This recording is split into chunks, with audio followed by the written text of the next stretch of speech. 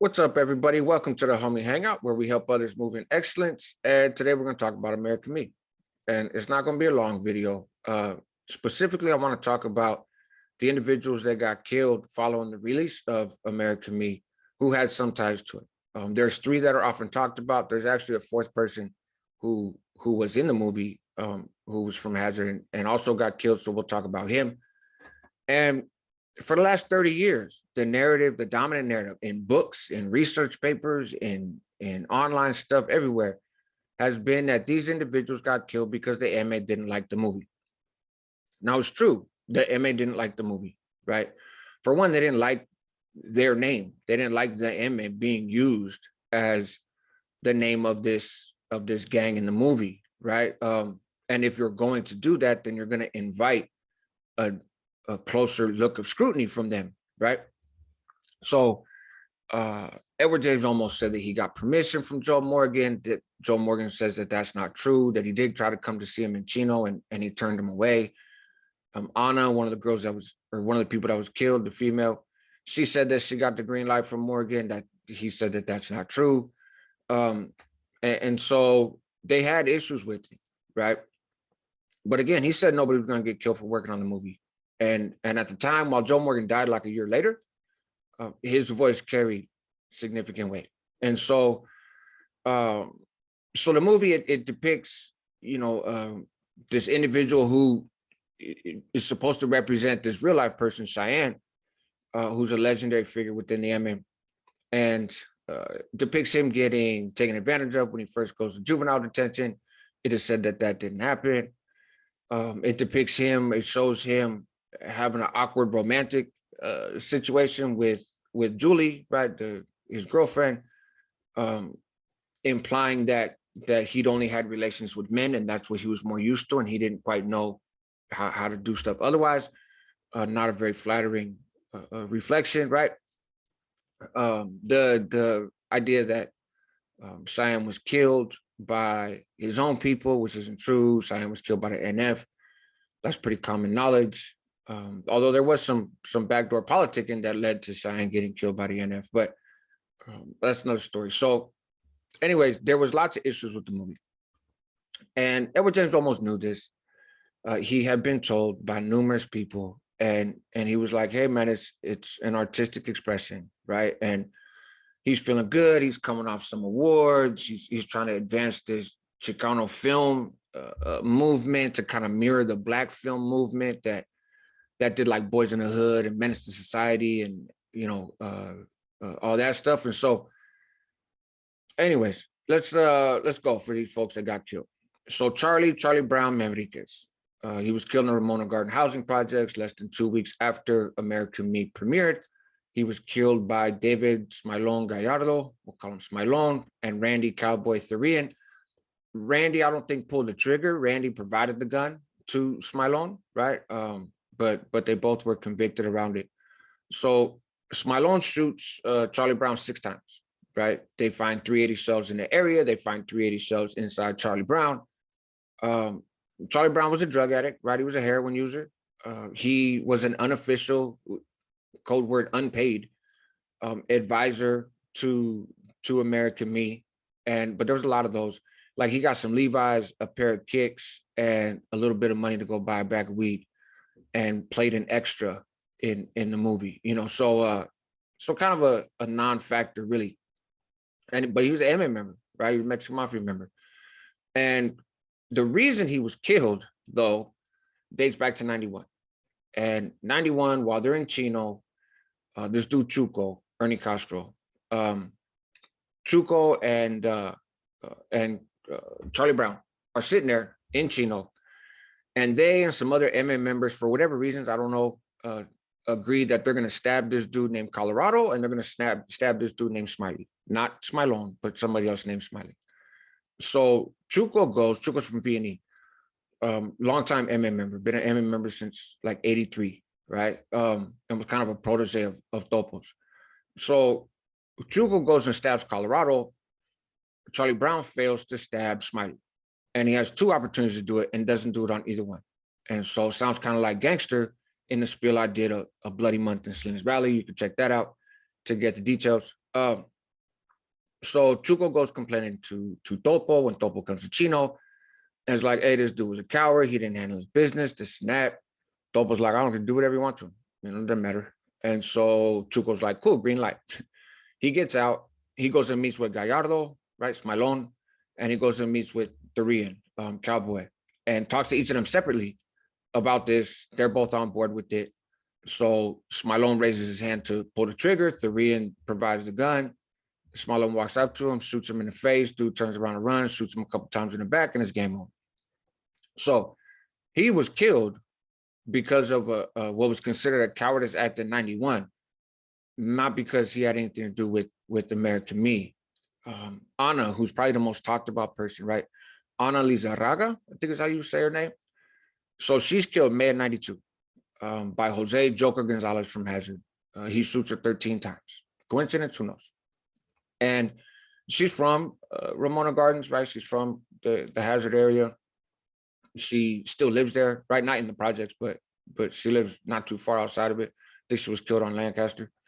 And she's an anti-gang counselor, and she had been for a long time, right? She's from the hood, but she's been doing anti-gang stuff and was in the projects. She was a paid advisor. So she was actually an advisor directly to Olmos, the director, and she was compensated. So she had a public role. She also showed in the movie briefly. She's Julie, who was the stage name of Olmos's girlfriend. She played Julie's mom, right? And so, anyways, Joker, he gets out of Folsom, right? Jose Gonzalez. Joker gets out of Folsom and is sent to go whack Ana, or sees Ana, whacks her. And then that was in 92. And it's been said that that's what he did to make his bones. But he didn't wind up getting pulled into the MA until 95, although that was a factor, right? That was brought up in his nomination, for lack of a better term. The issue with Ana goes back to like 1990, right? So in 1990, Chuco's sitting around and is saying she's got to go, right? Chuco says she got to go. Smilon says she got to go because it's rumored that she's an informant. And but not an informant. Like, again, this has nothing to do with the movie. This is before, I believe, the movie even started filming, right? She's an informant. She's working with the cops, and likely due to her role in the neighborhood and that sort of thing. But also the bigger thing for Smilon was she's getting in the way of his hustle. She's getting in the way of his drug operations, and she's an obstacle, and she's not important. And so she's got to go, right? So that was decided, again, years prior. And that's what happened. You know, Joker was sent to go get her, and he did. Joker's brother actually got killed. And so in 93, also in December 93, Smilon goes out. So a little bit of the history here. Obviously, Smilon's an MMA member. Chuco's an MMA member. A lot of these dudes are MMA members. But there was an issue going on with Hazard, where Hazard has like a reputation of sometimes wanting to do its own thing and kind of going against the grain when it comes to following MA orders, right? There's an arrogance that exists with Hazard folks, even though there's a bunch of emeros that have come out of Hazard too.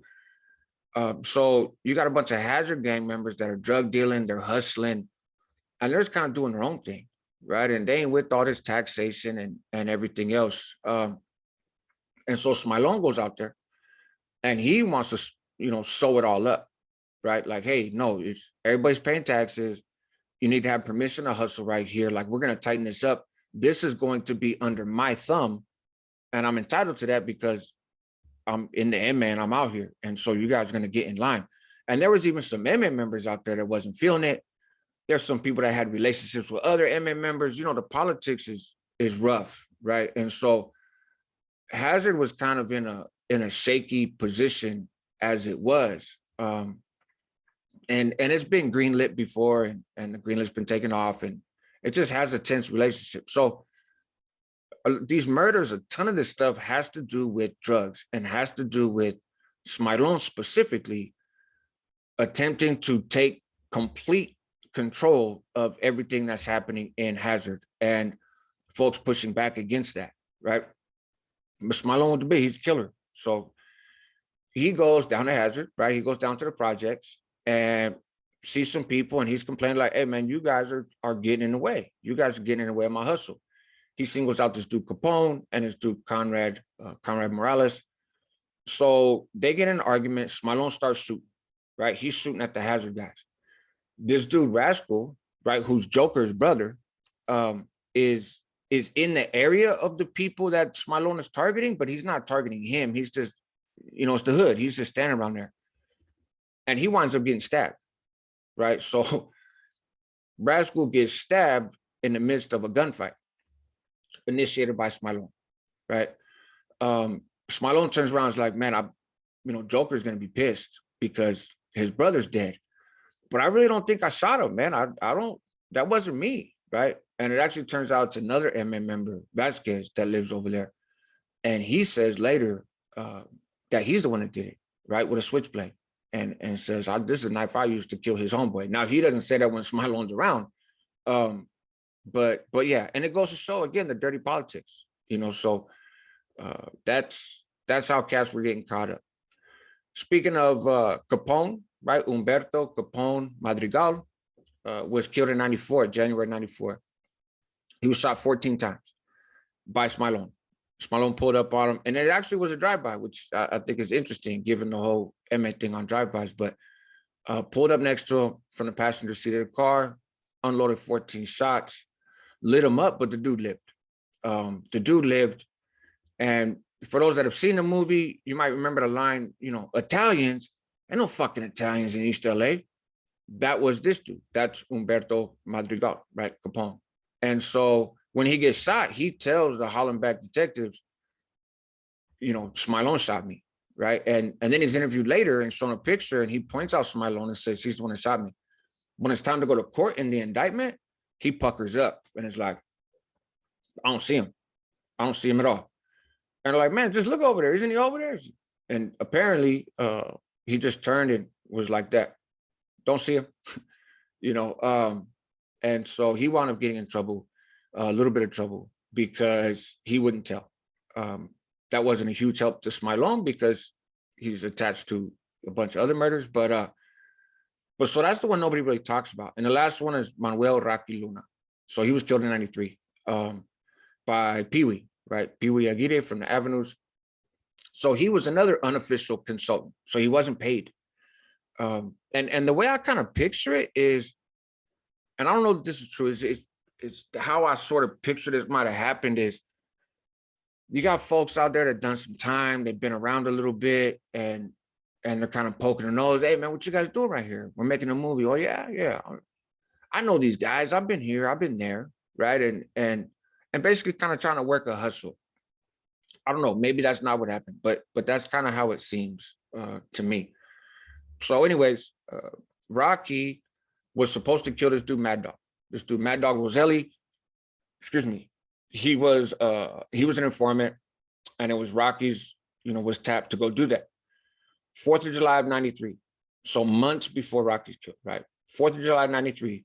Chuco, Smilone, Pee-wee, some other MA dudes, they see Roselli, right? They see Mad Dog.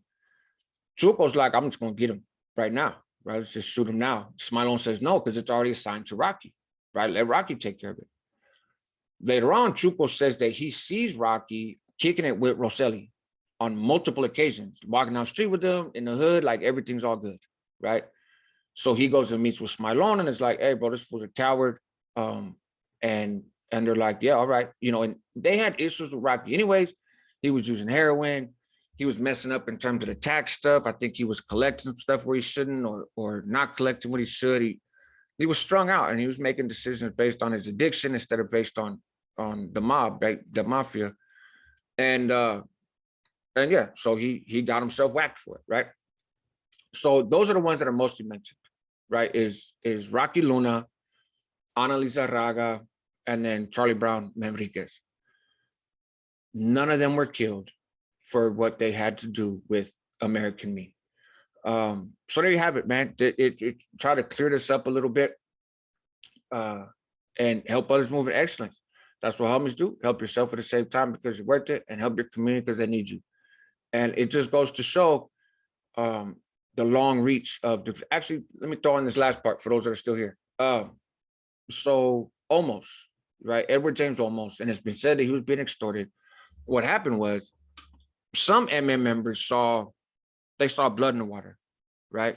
And so we're like, hey, fool, you gotta pay, right? You gotta pay. And he was like, no, I'm good. I'm not paying. And so what happened was Morgan, just a few months before he died of cancer in Chino, I think he was in Chino, but Morgan sued, right? He sued the producers and he sued Almost, Edward James Olmos, for using his likeness and whatnot, right? And that was settled for an undisclosed amount. So was it extortion? Not under the law. Under the law, it was a civil suit that never went anywhere. And Almost paid out a lump sum. I know I've heard people say that he's still paying taxes to this day, and he has to pay taxes, every every month or every year or whatever. I can't say for sure if that's true or not. Obviously, I'm not in the inner workings of the inmate, but he did pay out a good sizable lump sum to the estate of Joe Morgan as a to resolve that. So when the inmate was indicted, and part of the indictment was extortion of Edward James Olmos, they had to drop it because they couldn't really demonstrate. They could show that some people were kind of trying to shake that tree, but the extortion thing didn't hit. And also Edward James Olmos wanted no part of the indictment. He didn't want to testify. He didn't want to talk. He didn't have anything to say. He was like, hey, man, we reached an agreement and the agreement's done and I'm moving on with my life. Probably a smart move on his part. So anyways, there is the end. My apologies. Help others move in excellence. That's what homies do. Help yourself at the same time because you're worth it, and help your community because they need you. Check out the other content. Some of the stuff came from Israel. Isaac Guillen, Dr. G, who I interviewed. He's dubbed the Mexican Mafia lawyer. And so I'll link to that, man. Check out that conversation if you haven't, and stay tuned for more of those. I think I'll be dropping one tomorrow. All right, folks, take care.